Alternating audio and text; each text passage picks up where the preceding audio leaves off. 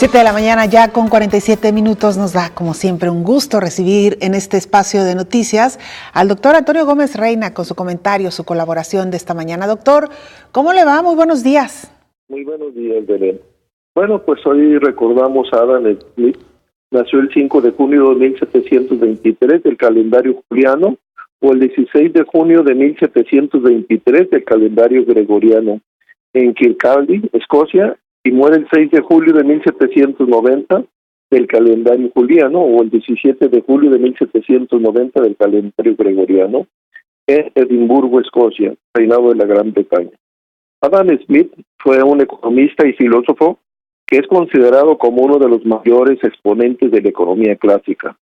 En 1776 publica su obra La riqueza de las naciones, que es esencialmente un estudio del proceso de creación y acumulación de la riqueza.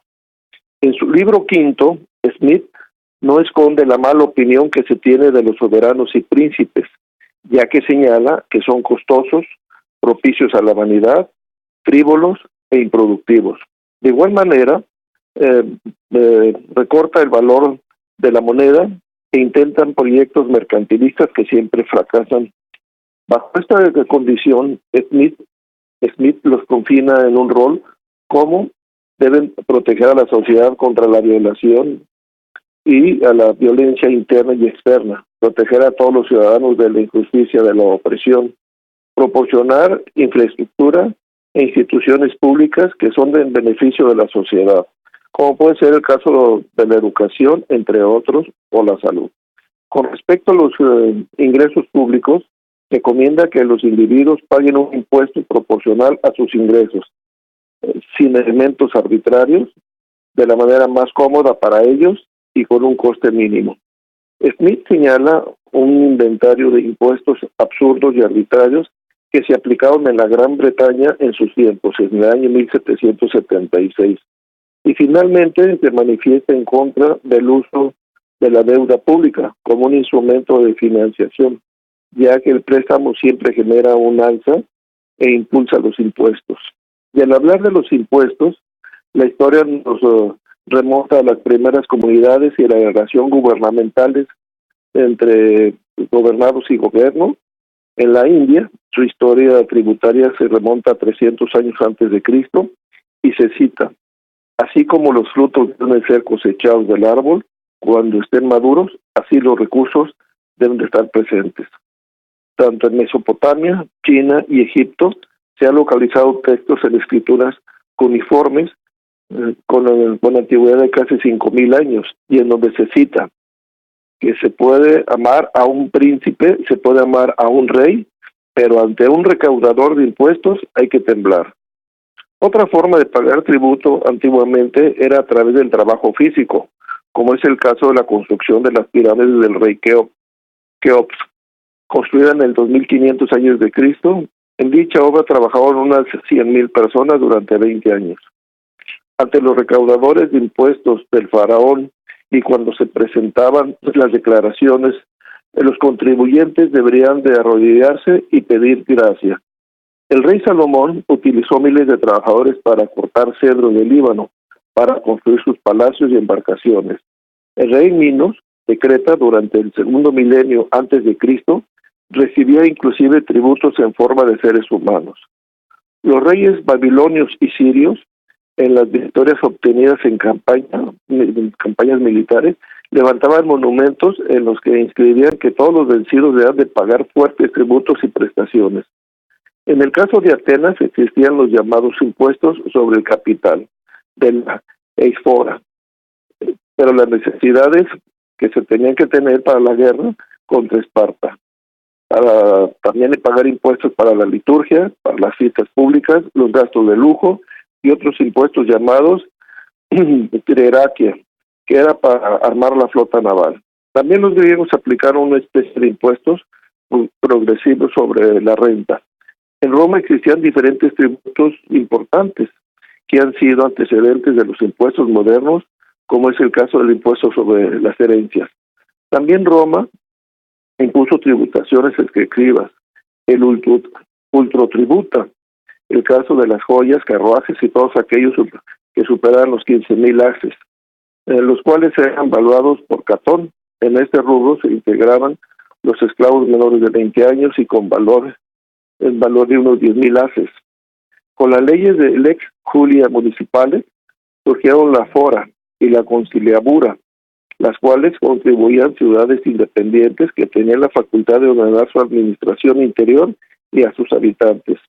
El derecho de ciudadanía, al mismo tiempo, se les fijó la obligación de contribuir a las cargas impuestas, que eran las nomeras. Por ello se denominan ahora municipales a los habitantes de estas ciudades o villas.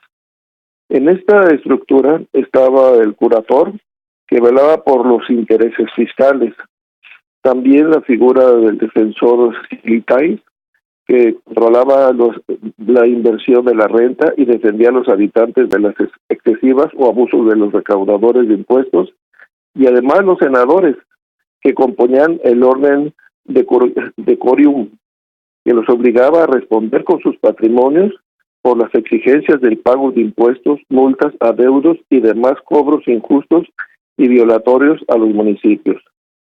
Los conquistadores imponían tributos a los pueblos conquistados, como fueron los bárbaros, los sumeros, los hunos, los tártaros, los turcos, entre otros. En la decadencia del Imperio Romano, en términos generales, se ejerce un poder absoluto y despótico para los emperadores. El Imperio Romano no sucumbió al golpe de los bárbaros, sino que fue consumido por la rapacidad del fisco imperial. En el caso de México, los impuestos que pagamos los ciudadanos es una verdadera carga fiscal. Ya existen más de 30 impuestos diferentes y que el pago de ellos representa más del 50% del ingreso familiar. Y recordando a Adam Smith, en su obra en 1776, La riqueza de las naciones, en su libro quinto, opina de los soberanos que son costosos, vanidosos, frívolos e improductivos. En nuestros tiempos parece describir a la clase política, y que los sistemas de recaudación se han incrementado brutalmente, en donde la rapacidad del fisco no tiene límites.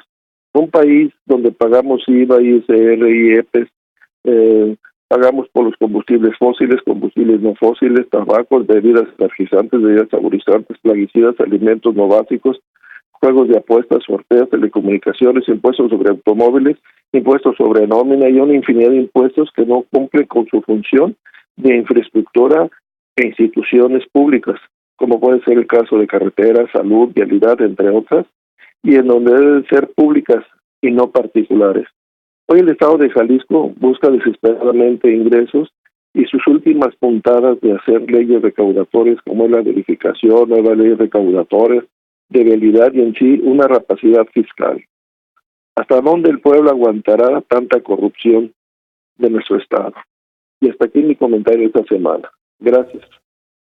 Claro, doctor, porque de alguna manera podríamos pensar que hay países en donde también el cobro de impuestos es alto. Sin embargo, la devolución de estos impuestos en calidad de vida es evidente. En el caso de nuestro país, vemos un sistema de salud colapsado, un sistema de educación que hace mucho tiempo dejó de ser incapaz de dar cobertura universal en todos los niveles, y por otra parte también todo lo que tiene que ver con medio ambiente, con nuestras calles, con la seguridad sobre todo, pues que tampoco funciona.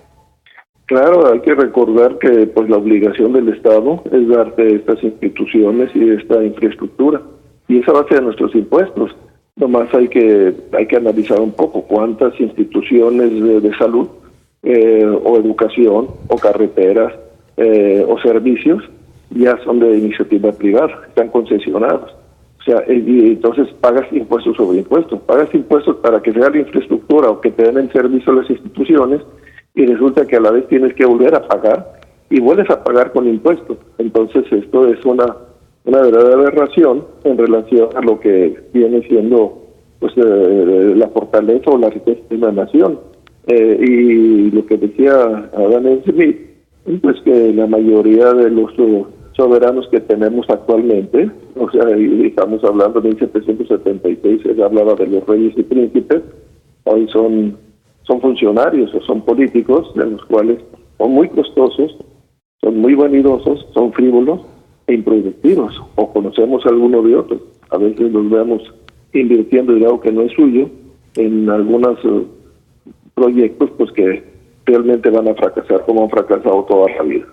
Claro, y que además cada vez más nos damos cuenta que el recurso público alcanza prácticamente para mantener a nuestra burocracia y no nos queda dinero para los servicios, y estos terminan concesionándose y encareciéndose más, incluso ya yendo en un tema en el que usted ha estado muy de cerca, por ejemplo, a concesiones en servicios básicos como podría ser el abasto de agua.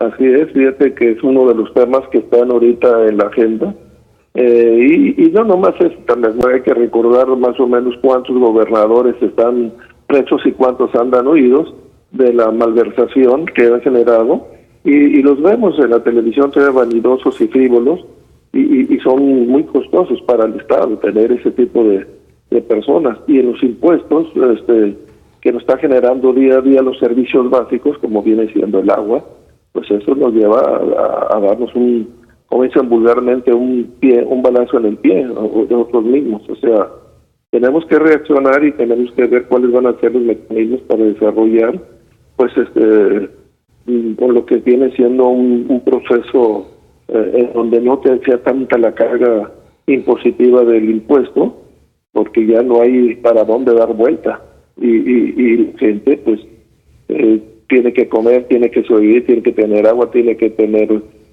movilidad para poder conseguir sus productos, y todo tiene impuestos. Claro. Muchísimas gracias, como siempre un placer escucharlo. Gusto en saludarlas. Muchísimas gracias, doctor Antonio Gómez Reina. Nosotros hacemos una pausa, regresamos con lo más importante de la información nacional e internacional.